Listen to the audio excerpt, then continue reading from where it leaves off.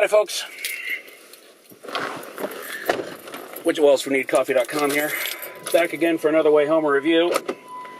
Here's how this works for the uninitiated. I have just left the cinema, where I have seen a film, and I'm going to talk to you about it on my way home.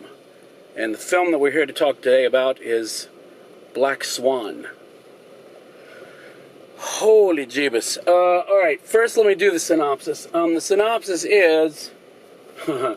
Natalie Portman plays Nina, who is a young, up-and-coming, trying to be up-and-coming ballet dancer.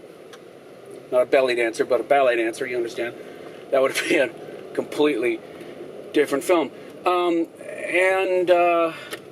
Basically is vying for the lead role in a new production of Swan Lake, which is being directed by, I don't know how to say his name, but the actor is Vincent Cassel. And she really wants to get the lead role. Also in the mix is Mila Kunis, who is playing Lily, who has been brought in from San Francisco as to replace somebody. And as the pressure builds for Nina in her particular career choice, she starts to, well, I mean, you've seen it in the trailer, so I'm not giving anything away. Things start to happen. Things that are not very nice. So, yeah, there's your synopsis. That'll do. Now, there's been a couple of ways that this has been described, the film, and they're all pretty accurate. I mean, I was reading with Darren Aronofsky where he thought about it almost as like a werewolf film, a transformation. Very apt. Also, he mentioned that Alec Baldwin described the film as Jacob's Ladder with tutus. Also very apt. Because I remember seeing Jacob's Ladder in the theater, and at one point I hyperventilated because I was freaking out so much. Because I know some of you probably went, what? But sometimes certain films just, lock into you and have their way with you, if that makes any sense. And I don't mean that, I'm not even going to go there. Anyway, but it's like, Jacob's Ladder really messed with my head. This really messed with my head. And part of the reason why I think it messed with my head so much is because Natalie Portman is in it, and she's so very good. Now,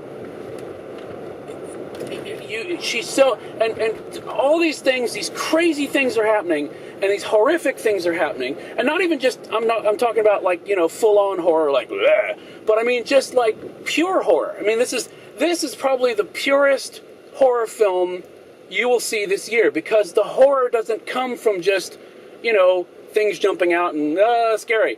It's just this undercurrent of horrific shit that's happening. That really was messing with my head. And the reason why I think it works so well and why Portman works so well is because when you look at her, I mean, we know Portman can be strong and she whatever, but here she's so very tiny. I mean, she lost, like, I don't know, the equivalent of herself, weight-wise, it looks like, to play, because she's so very tiny. I mean, she's tiny anyway, but she's so very small and frail, and the whole time you just want to grab her and hug her and just go, no, it's going to be okay, even though you know it's probably not. But the reason that works, and I was thinking of, actually, The Exorcist. I know that sounds crazy, but apparently the real story that The Exorcist was based on when William Peter Blatty wrote it was a boy. And for the purposes of the book, he changed it to a girl because he thought that because a girl somehow being, more vulnerable and you just, more innocent than boys, because we're horrible. The entire gender is just crap. We know that, guys. It would be more effective. And the same way is that because Portman is so very vulnerable and frail, you just go, the whole time that these things are going on. And that's why I think it works so well. It works for a lot of reasons. By the way, I really enjoyed the film. Did you get this? The sound design is crazy because there are just little snippets of things where please see it in a cinema with a good sound system, because there's so much stuff going on visually and also, orally, I guess. Not orally, it sounds like you're taking medicine. Audibly, I guess.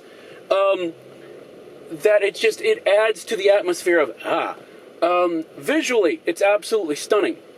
because the dance sequences are so intense.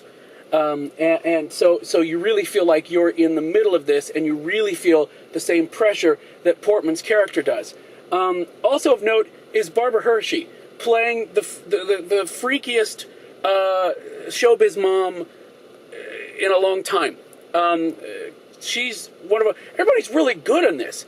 It's just so very well executed and so thought out. You could pretty much take this to about any level that you want as far as the use of mirrors and the use of colors and the use of costuming and the use of sound. It just all builds and builds and builds, and finally, I don't want to give anything away, but it's pretty amazing. And it really freaked me out. I got freaked out by a ballet movie, okay? And don't just laugh, because it's not just any ballet movie. It's a Darren Aronofsky ballet movie, all right? This is the guy who did Requiem for a Dream, okay? So I don't even want to hear anybody going, Wiz got freaked out by a ballet movie. No. Requiem for a Dream, the feel-bad movie of the year that came out. I think it was 2000. Anyway, the movie is pretty stupendous. And Portman, I think, is a shoo-in to at least get a nomination. And I think, I don't know. I mean, you'd probably, I would hope you would get some more nods than that. But, I mean, Best Picture doesn't mean anything anymore because there's 10 of them. And, Requiem for a Dream didn't get nominated for Best Actress when it had the chance. So you never know. But Portman is incredible. Everybody's really good in it. And I know it's probably in a somewhat limited release. So some of you may be stuck with catching it on DVD, which is okay. But honestly, I would say that if anything about the trailer appealed to you, and I'm not talking about the lesbian stuff, okay, because that's just, no. Even though that's going to drive some ticket sales, don't get me wrong. But and if you see in the trailer, you know what I'm talking about. Don't act shocked. But no, if you have the ability to see this on a big screen with a good sound system, please do so, because it's really an amazing film. And I want to see it again once I've had some time to get over it. Shut up. So yes, please. I would say, wow. It's a solid 4.5 cups. It's a solid 4.5 cups. That's all I'm prepared to say at this moment. But please see it, if at all possible, in the theater. Wow, it's pretty amazing. And good on Winona Ryder, and kind of good on Winona Ryder and Mila Kunis and Natalie Portman looking just enough alike. And if you pay attention to the film, I want to see behind the scenes stuff so I can see how they did some of that stuff and how much of it was just in my head. I may be going crazy myself, but I'm not pulling feathers out of my back. So anyway, there you go. 4.5 cups, Black Swan. Very happy to have seen it. Will probably take a few hours to get over it. This is how dedicated I was. I could have gone next door to the cinema and gotten some Thai coffee or something like that, or Thai sweet tea, to kind of soothe myself. But no, I got in the car because I needed to tell you about this film. So there you go, Black Swan, and that's it. So, as I'm driving off into the sunset, I'll remind you that it is still the Christmas season, and we would appreciate if you do your holiday shopping from Amazon. Please do it through Need Coffee, because that helps pay for things like, the gas that I'm using to almost hit this gentleman who's crossing against traffic. Actually, no, that's a woman. Wow. Anyway, so we appreciate all of the support that you can give us by that. And if you like these things, share them with a friend.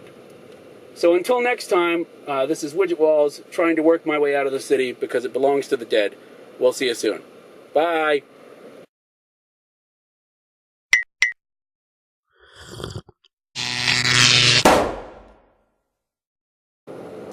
When we stop at the next light, I know this is going to sound nuts, but I just want you to check my shoulder because it feels a little itchy, and that kind of freaks me out a little bit. Okay?